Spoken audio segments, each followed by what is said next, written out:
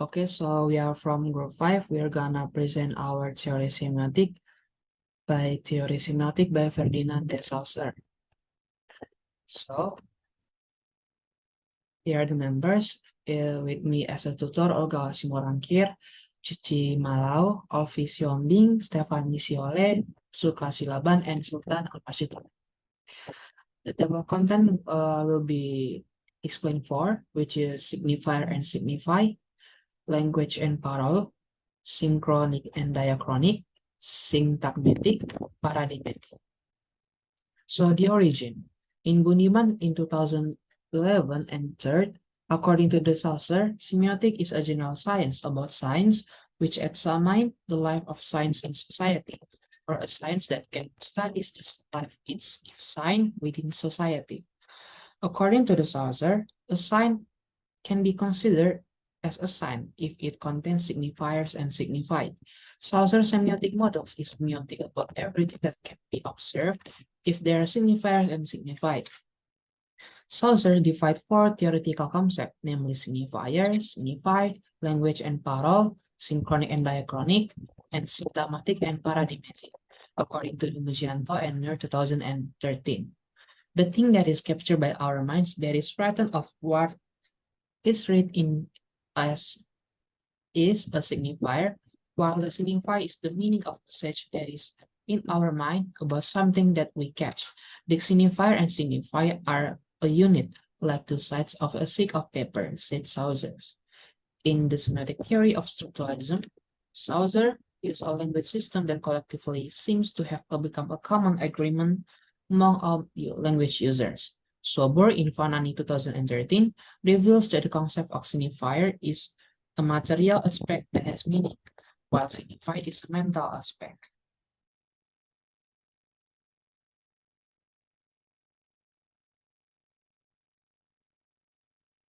Next is signifier and signified. Saussure argued signs consisted of two parts. He defined the physical form of the sign, whether it was written or spoken language, as the signifier. These shapes and sounds then signified certainly mental concepts to the audience. Signifier is interpreted as the conceptual material form, or known as something which can be seen, heard, touched, smelled, or tasted, and is signified as the conceptual ideal form. Signifiers are the physical forms of the signs we use to signify meanings and concepts. And there's actually a types of signs. The first one is the iconic signs. Signifier and the signified bear a strong physical resemblance, or signifier resembles what it stands for. For example, a picture of a tree stands for the concept of the tree. And the next there is indexical signs. The signifier has some relation to the signifier. It is in some way directly connected to the concept. For example, an image of smoke may represent a fire. And then there is symbolic signs. There is no inherent relationship between the signifier and the signified. This connection is culturally learned.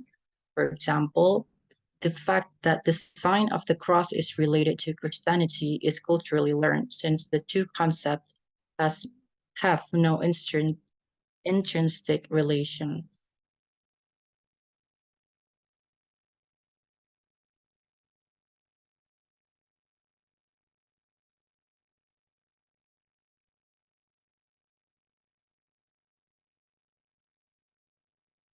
And then next is for the example. As you guys can see there, a sign, if the signs above have no signified concepts associated with them, there is no use in these signs. So they would be just meaningless images of the signified.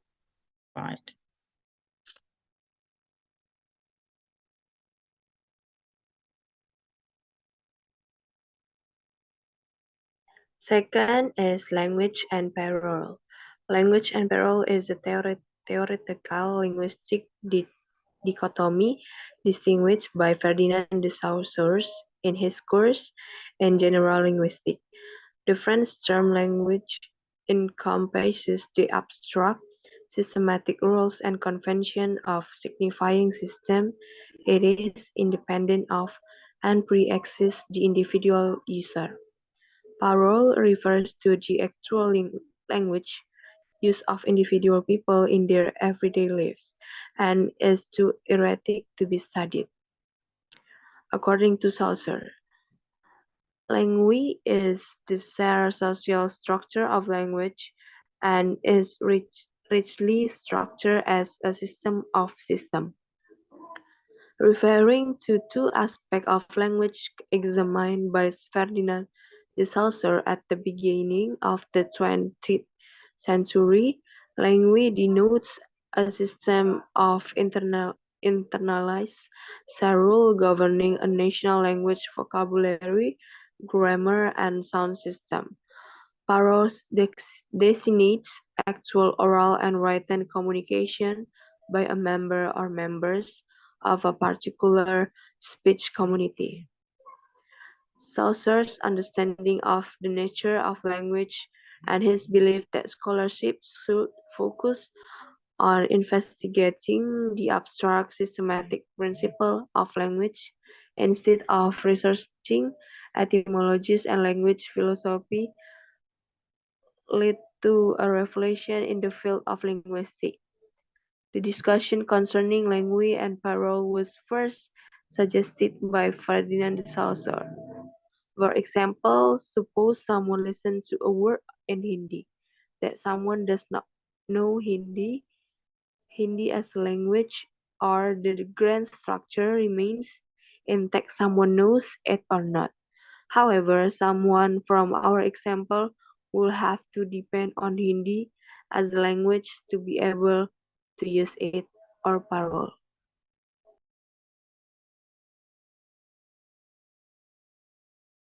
The third is synchronic and diachronic. Synchronic is a language study that learns language within a certain time. Diachronic is learning a language continuously as long as the language is still used or throughout the ages of the language used by its speaker. There is a characteristic features. The first is synchronic, establish structure and system, study the language at a certain time, is descriptive in nature, and the last is the scope of the study is narrow. The second is diachronic. Language is always dynamic and developing, or language evaluation, studying the language in its historical aspect, comparative historical in nature, the scope of the study is wider. For example, in synchronic, the study of the use of the Malay language during the colonial period. In diachronic, the development of the Malay language from the beginning to the present.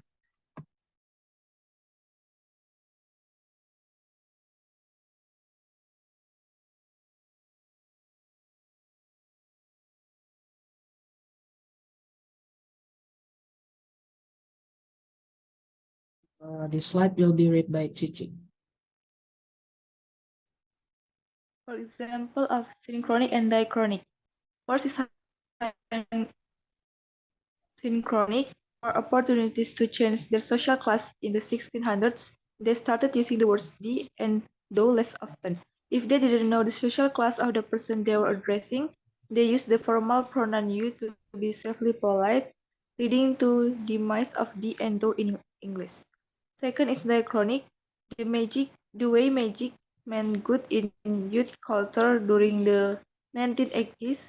So historical linguistics is the study of language in terms of how it has actually changed in use.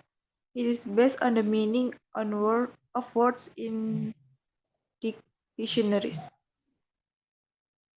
Okay, I'll continue to read our presentation. The last is symptomatic and paradigmatic.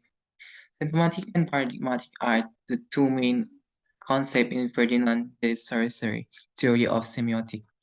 These two concepts refer to the ways in which sign and language are interrelated and replace one another. Symptomatic refers to the relationship between sign and appear together in an orderly sequence to form phrases or sentence.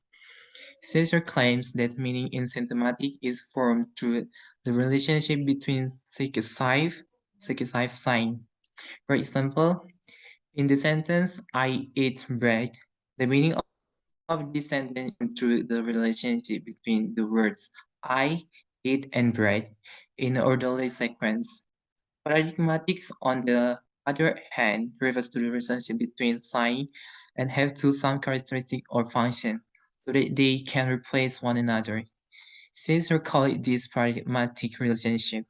For example, the word bread can be replaced by the word rice or cake in the same sentence without changing the meaning of the sentence itself. Saussure claims that choosing the right word or sign in a paradigmatic relationship is very important in constructing effective meaning in language. In his entire theory, Saussure emphasized that language is a complex symbolic system involving thematic and paradigmatic relationship between signs.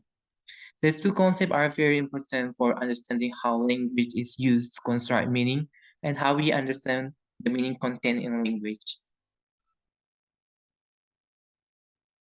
So I think that's all from our material from group 5. I hope members really enjoy our presentation. Thank you so much for your attention and thank you.